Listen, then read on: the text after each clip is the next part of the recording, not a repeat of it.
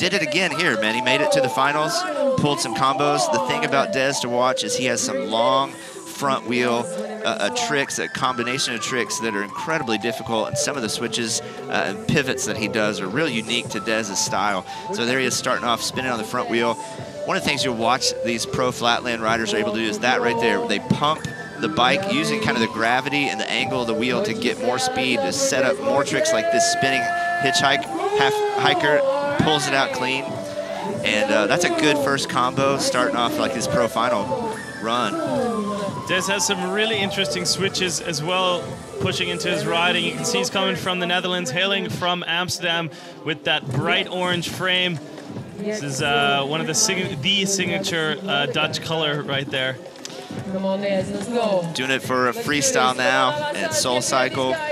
You know, he does this unique kind of body varial. If you watch some of the tricks that he does, see how he switches his body and pivots on the peg, and has some, I would say, some switches and pivots that not other people are doing. Hopefully in a minute we're going to see some of those switches like this right here, where he reaches around, grabs the back, grabs the seat, lifts it up into the half packer, pumps a little bit for more speed. See, that's a trick that I never saw anyone do until Dez started doing it. He's going to pump this little front yard back into that half lash pump. You know, I felt like these guys are a lot more confident on the floor than they were yesterday. To be honest, the weather wasn't working in their favor. There was a lot of wind.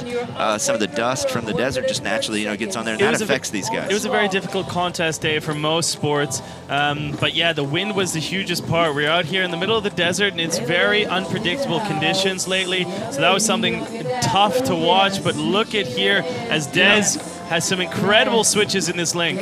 Wow, you know, that little hop that he did is so difficult, and if he was going to lose it, that's where he may have messed up. But, you know, he's doing great. Confidence is back up.